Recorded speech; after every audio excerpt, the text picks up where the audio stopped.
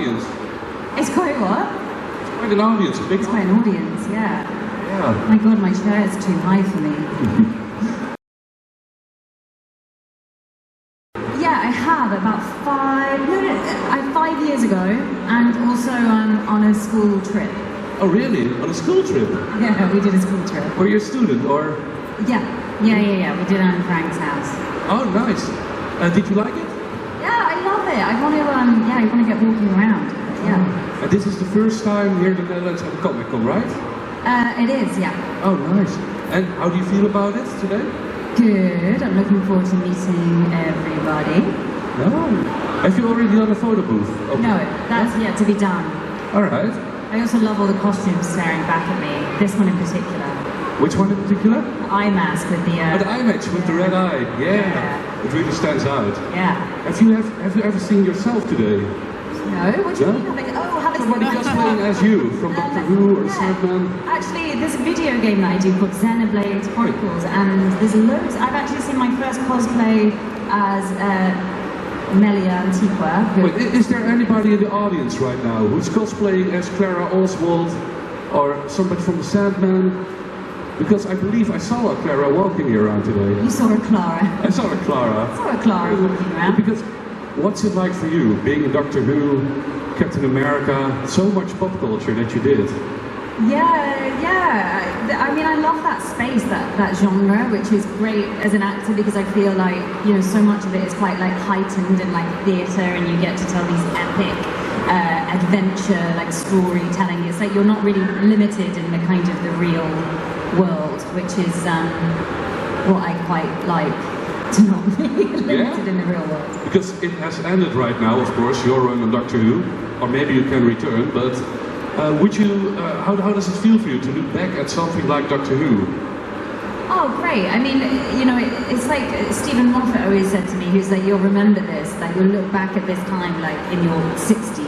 Yeah. And he's right. I mean, I feel like my character in particular was there at such like a pivotal special time in the 50th anniversary, with all the doctors shooting in 3D and having to get into work with John Hurt and Tom Baker and David, Matt, like all in one go. I feel like, and then introducing Peter. Yeah. So yeah, I feel like I've had a very lucky like part of Doctor Who history. It's great. Especially the 50th anniversary, I loved it. Yeah. It was so interesting actually, shooting Doctor Who in 3D, because realising, you know, particularly with Matt's Doctor, like when you point a finger, it's literally going to come out like out into the audience, and like learning how to take Doctor Who and how to use that. It's insane. Yeah. What was your highlight in Doctor Who, looking back at it? What's the most awesome thing you did on set or saw? Or? It has to be the days in the TARDIS. I think there's a couple. The days in the TARDIS, because it's like your playground with your best mate, which is like your own spaceship that you get to come and hang out in every single day, and that's your job. And also for me, I always say this, but the Snowman episode, which was Clara's like introduction to Doctor Who and Doctor Who's world, with the TARDIS on a cloud. What was it like for you then? Spiral staircase.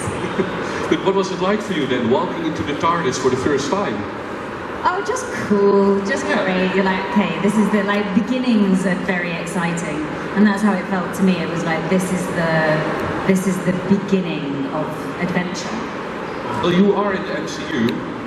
I am what, sorry? In the MCU, you are in the MCU. Oh, MCU, yeah. But that was like one of my very early first jobs. Really? Yeah. One of your first? Yeah, one of the first, yeah. That must be nerve-wracking, right? To get on a set with Captain America in a Marvel production. It was kind of perfect because it was such a small part. It meant that on a huge set and a huge scale and setup, I could kind of step back and like just watch a lot of people and look at like this scale and getting used to like green screen and, you know, how finding your mark on a big like setup like that, and just like the technical stuff, and then also, you know, seeing and also actually being there at the beginning, like, you know, literally before Captain America was Captain America. Steve Rogers, yeah. Because you saw the skinny. So he kept having to shoot the scenes with like the skinny Steve, the poor guy who had all the green dots on his face, so that Chris's face could be put onto his face. Oh, that's nice. Yeah. Of course, your recent work, The Sandman, Yes. it's been a huge hit on Netflix. Yeah. What's it like for you making The Sandman and seeing the people react to it? Yeah, it's very cool. I mean, it's been 30 years trying to get made. Like, having the ability to step into Neil Gaiman's imagination, you know, that kind of the gothic, dark fantasy. It's like, again, it's that genre, but it feels very, very different to Doctor Who. And the character Constantine, obviously very, very different role for me. Will there be a season 2 of The Sandman? I'm probably not allowed to say anything about it. No, you can't? I'm afraid to say. Well, we're going to go to the audience, because is there anybody here who has a question? You can raise your hand if you have a question. I just wanted to say thank you, first of all, for, you know, saying that. It really means a lot to me. Thank you. But yeah, my question was about Doctor Who. What did it feel like, the transition between two doctors? Bizarre. Probably the weirdest day you could ever have at work. Yeah, utterly bizarre. And never in any other job would you change the lead actor mid-scene. And, you know, literally costume change, like Matt left, high-fived, Peter came in, and then you just carry on. But the person that you've been working with for the last year is suddenly a lot older, grey and Scottish.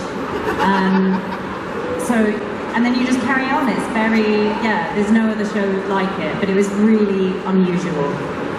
All right, thanks. Thanks. Because you were the longest companion of a doctor right now, or in Doctor Who, right? Yeah. It's insane. I saw it on Wikipedia trivia the other day. Yeah. Quite a run. The next one. Hi, I'm a really big fan of you. What was your favorite scene in Doctor Who to play? I really liked all the stuff with like Strax and Vastra, and again the snowman. I mean, Oswin in Asylum of the Daleks again felt very, I mean, it felt like a very self-contained, well, it was self-contained special episode. I mean, that's very weird in particular because I was just acting to a green screen and Matt wasn't there. But I love that episode and that character. And again, it's always the snowman, like there was something so magical and fairy tale about the way to enter into, yeah, it felt like stepping into the storybook. I thought you were amazing as Clara Oswald. Thanks. Nice. Thank you. Isn't it weird for you to watch it back, something like a snowman? You read the script, you make the episode, and you see it on the telly? Yeah, I mean, I haven't seen anything back for a really long time, and I remember I saw something, but yeah, it kind of feels like another dimension away. Oh, how great. Next one. Hi, Jenna. Hello. Not used to talking to mics. Since you're probably going to get a lot of questions regarding Doctor Who and Sandman, I wanted to ask you something different.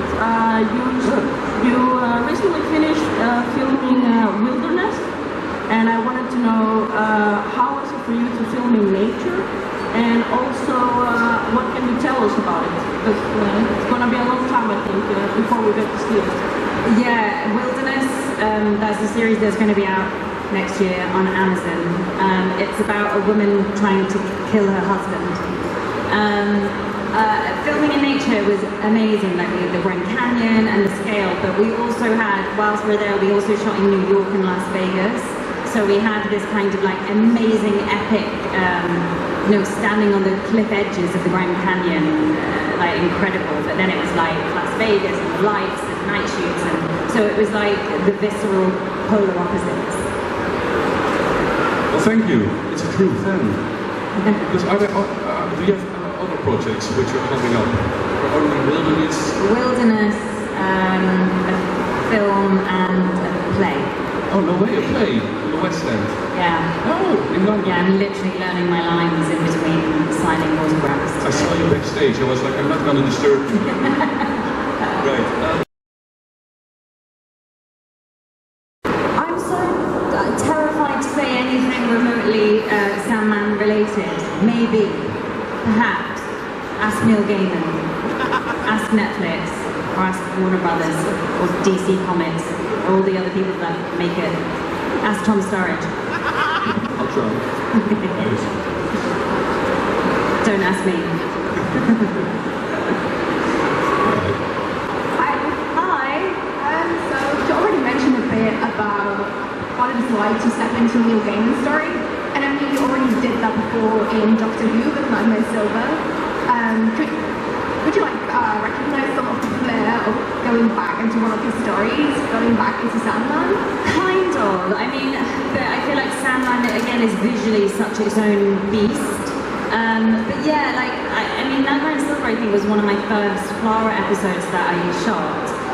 So you know the kind of the psychological, the gothic like nature of it, but obviously Clara was a very and the tone of Doctor Who is so different to Sandman. So yeah, maybe like touches and flares, but also Alan wrote the Sandman as well, whereas obviously Neil wrote the actual episode script of Nightmare and Silver. Thank you. You know what I'm wondering? Did you know how big Doctor Who was when you started it? Because everybody has a question about Doctor Who, and it's so big in so many people's lives. Oh yeah, I mean in the UK it's part of like the cultural kind of institution, but what I never realised was, I mean globally really how far-reaching it is. It's like you literally, particularly when Peter started and we did the world tour, we were in South Korea, Rio de Janeiro, Mexico. Like culturally, it crosses all boundaries, which is pretty amazing. Big part of pop culture. Yeah, big part of pop culture. Yeah. Excellent. Hi. I was going to ask about Doctor Who, but I've had another question come up in my mind. Well, you played Queen Victoria in Victoria, and I wanted to ask about how playing such an important character in a period drama was to you. It was what I really loved about Victoria in particular was there was such a preconception, and still is, which is all because of imagery. Like everyone just assumed she was this quite dour and moody queen, and it was the complete opposite. So getting to research somebody real life, somewhere where there's that much history about her, and have someone who's, I mean, she's one of the most prolific diarists in history. So you have all of that content to kind of try to get to know her. So yeah, it felt like a kind of a quest. Thank you so much. Thanks. What's it like for you? Because you were one of the early birds playing a royal. Nowadays, there are so many movies and series about the royalties. What's it like for you, being one of the early birds to play a royal character? I feel like people have been playing kings and queens for, you know, a very long time. No. Yes. Hi, I have a question about Doctor Who. Since you played with so much doctors, which one was your favorite? Who's my most favourite doctor? Listen to the outrage there. I always say David Tennant so that I do not upset Matt or Peter. It's like the best, it's like naming your favourite child. It's impossible. Well, it's not, it is maybe possible, but you'll get in trouble. You can't win. You have to be diplomatic. That's very diplomatic. Very diplomatic, David. Hello. Hello. I had a question about Doctor Who. Yes? If you could spend a day as a Doctor Who monster, which one would it be? To spend a day with? Day, S. A day? S. Day S. So you can choose any doctor and you will become that doctor for a day. Oh. Who would you choose? Oh.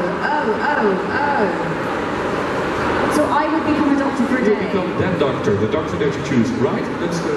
No, Doctor Who monster.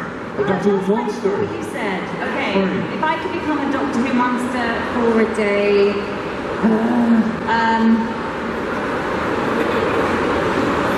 maybe the Weeping Angels. Nice. Yeah. Let's go for that. I'm like, do I want to get painted in silver? Yeah. Okay. Yeah. I'll do that. Thank you. Thank you. Hello. Hi. I love the episode Flatline of Doctor Who, Series 8, where you play Dr. Clara. How does it feel to get a sonic screwdriver and psychic paper course? Do you know what? If I be honest, there was like a moment where I was like, I've made it. Like, you know, like I was like really like, and like trying, like using all the skills, and then like, I felt like great with the sonic screwdriver, and I couldn't stop like messing with it, but to the point where I think I kind of like kept breaking it. But I got really lonely because Peter wasn't in that episode. So I was just talking to like toys, basically. I was talking to like my mini TARDIS, and I was like faffing around with that, and actually eventually you just want your friend to talk to. So I was like, when I finished that episode, I was like, Peter was there, and I was like, oh. Yes, thank you. Thank you. It must be quite something to have that in your hand for the first time, right? Yes, but I'm always stealing it anyway. I think I was always stealing it. I'm the kind of companion, like, I was always in the TARDIS, like, pressing everything all of the time, and like... Did you keep anything from Doctor Who? I've kept a lot of things from Doctor Who, yeah. At home? Yeah. Yes, at home. I have a piece of the TARDIS. Really? Yes. Like a big Gallifreyan, like, piece of the TARDIS sign. I have the light box, the police box light box. I have my key to the TARDIS. I'm just assuming that they haven't changed the locks. That's probably the main things. That's great. Yeah, it's cool. It's like a whole room. Yeah, shrine. Excellent. I have a question. You've done a lot of different genres, like Victoria and the Serpent and Doctor Who. Are there any other genres that you would really like to do? I tend to want to do what I've just not done. So, what have I just done? I've just done a psychological thriller, and I don't want to play any more murderers. That's what I've decided. So maybe I'd love to now go back into a period drama next, because I've just done genre, thriller, you know, like Sandman, then a thriller, then a play. So maybe it's time to like find the next historical character. Cool. Thank you. Have a nice day. Thank you. I'm curious, what would be your dream project? Is there anything that you were like, I would have loved to star in that role or that movie? I mean, I love things that where you, I love shows that set, like, you know, that are kind of mythical or again send you into a different like world building, because it's that kind of escaping reality is really exciting. Is there a part that you saw as a kid which inspired you to become an actress? No, not really. I always found that, I remember the first movie that really made me cry, that was My Girl. And really, oh my god, you cry your eyes out. Yeah, maybe that's like, I feel like that's the first movie in a cinema that I was like, maybe really emotional. I will watch it. Right. If there was one movie you could star in, which one would it be? Ooh, that is a hard question.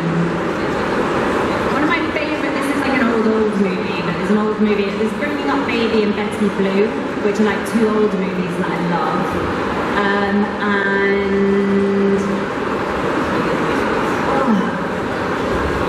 Maybe like something like the Harry Potters would be really fun. I mean, imagine doing that as a kid. Like, how amazing would that be? Which part would you want to have in the movie then? Ron Weasley. Ron Weasley? Oh, nice. A female Ron Weasley. No, maybe a baddie. Maybe a baddie. Actress? Or actually, maybe like one of the, I don't know the names of like the mad kind of teacher parts, like with the I know what you mean. We have Dan Fogler from Fantastic Beasts. Yeah, I know. I sat next to him before. He was playing some really good music. Oh, maybe we can hook you up for It's like interesting. He's like putting his shoes on as his signing. Yeah. Yeah.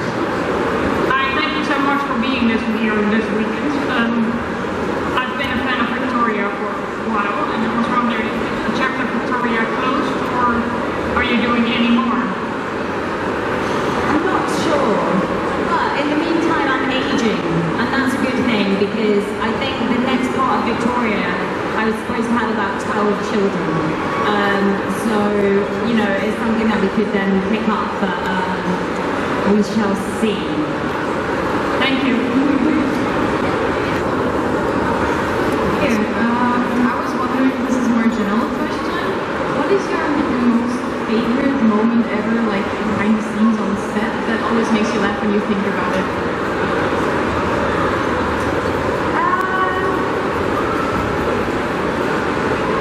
So many in Doctor Who because every day is quite different and extraordinary. Like, where were we in Lanzarote and I was just hung upside down on this like rope thing, or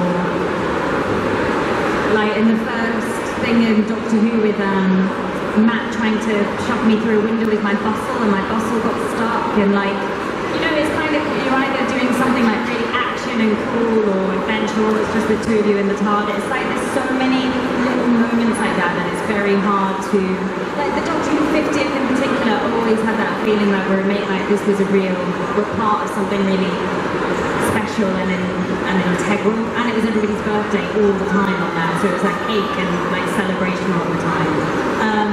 Yeah, being on set with John Hurt, in fact being in the TARDIS with all three Doctors and being the companion to work with them, that was a real treat. Have you guys ever done a reunion or something? Have you guys done a reunion with the Doctors? No, we haven't done a reunion, but the conventions are kind of like a reunion, like, you know, and I mean I saw Matt not that long ago. Peter is, can I say that? Yeah. Yes, I did pronounce it. Yeah, Peter's being accepting like a BAFTA award tomorrow, so like, there's a lot of there's a lot of contacts. You were at the BAFTAs? No, but it's going to be tomorrow. Well, the next one. Next to the Doctors you've worked with already, who would you like to work with if you could shoot anyone? What, to be the Doctor? To be a companion to one of the Doctors that you've not worked with. One of the Doctors I haven't worked with yet. I have worked with most of them. What about, let's see Jodie then, because obviously I've never worked with Jodie. Thank you. I think I've missed my opportunity there. I want to say I grew up watching Doctor Who with my dad, and you are both of our favorite companions. Besides the Doctor, of course, who's your favorite character to interact with in the series? Oh, Michelle Gomez, Missy. Like, she was so hilarious and absolutely, genuinely, totally mad. Like, bonkers mad. Like, in a way that I always watch her as if I was just watching television, because she was so entertaining. And she'd like take you out the scene because I'd just be like mesmerized with her madness.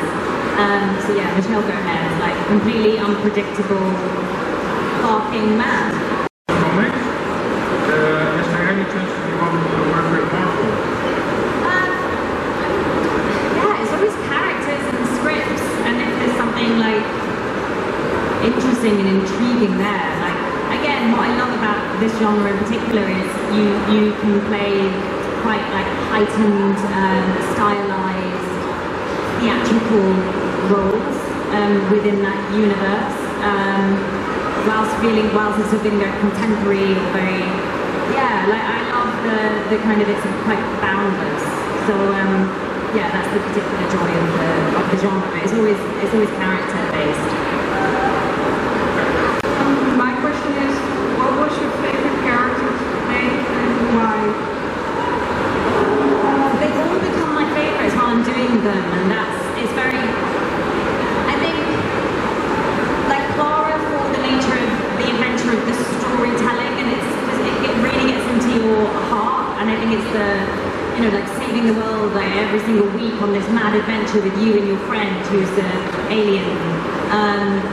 You know, it's such a unique storytelling. Victoria was amazing for playing like the historical figure. I seem to have done like lots of long jobs. Again, the Serpent was like 1970s. This fascinating, the psychology of this fascinating character. Johanna Constantine, you know, like so informed and savvy and complex and such darkness yet such heart. And so yeah, they all kind of become favourites in different ways.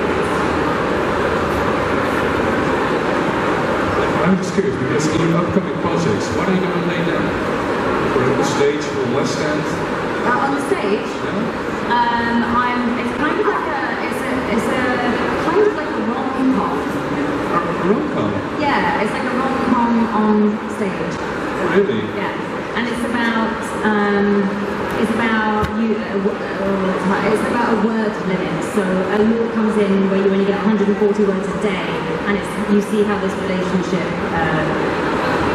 survives, flourishes, or disintegrates, like through that. It's a little bit like, imagine like a lot of relationships in COVID, I guess. Nice. For West End. Yeah. Excellent.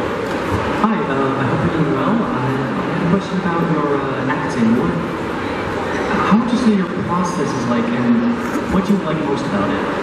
Very different on very different jobs. I don't really know what my process is. I work it out on each one. Like Doctor Who was all about spontaneity. So actually everything on Doctor Who was about play, really. And it's like, you know, once you've got your script and, you know, you've got such a relationship with Stephen Moffat who's writing it, and it's all about action, adventure, going. It's all about now. And so yeah, being really quite childlike and playful in a way. And yeah, me and Peter we used to make each other laugh so much. I don't think anybody else found us funny. We literally thought we were the funniest people in the world. Like stupid voices, stupid like constantly, but to the point where we'd make each other laugh and like laugh cry so much that we started to have to put our chairs on separate ends of the TARDIS so that we could get breaks from each other, because otherwise we'd get to 11 o'clock and we're just exhausted and still have like another 10 hours of shooting left to go. So we had to like stop, like when we got too giddy, we had to ban ourselves from sitting near each other just so we could like save our energy. Thank you. That sounds really fun. Oh, what can I say? It's not like that on every job either. I get that, yeah. I'm very serious on other jobs.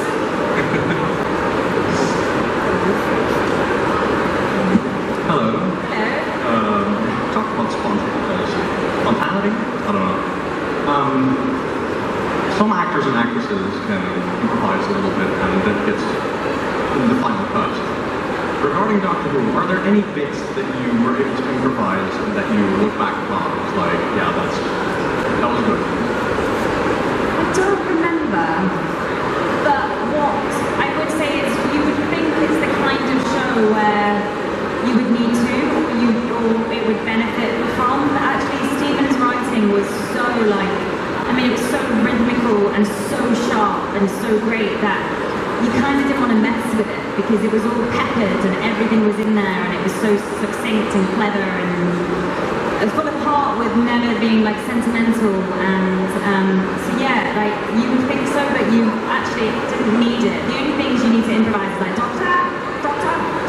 There's like a lot of those. Yeah, you don't want to break the rhythm of the writer. Exactly, yeah, and you really didn't need to, because it was there. Thank you for your answer. Thanks. We're going to do one more question from the audience. Hello. Hello. I have a question about your role in The Sandman. Was it difficult to shoot some scenes like the first scene in the church where the demon pops out? It was a little bit like, because I haven't done any work really like that since Doctor Who, which was quite a few years before now, so it's a little bit like, yes, I remember this world. Let's imagine things that aren't there, and act really big, and hope that you don't look stupid, like at the end of it. So it was a little bit like, I remember this familiar territory, but I haven't been here for a while. But yeah, and obviously you shoot out of sequence as well, so it was very early days and often with a show that's a very new show, it's like, okay, what's the tone? Because I'm always trying to find the tone, and particularly in genre, because again, it can be many tones. So yeah, with Sandman for me, it was identifying what's the tone of the show. Thank you. And in a few minutes on stage there will be a cosplay contest. And I was wondering, would you ever do cosplay? Would you ever do cosplay? I mean, if you could walk around? Probably, I mean, a lot of people do it in Comic-Con, don't they, to hide? You know, like, usually you could put on a mask and walk around without being recognised, but I find that I'm so short, I'm really good at being a ninja and like getting in and around the crowds without needing a mask. Really? Yes.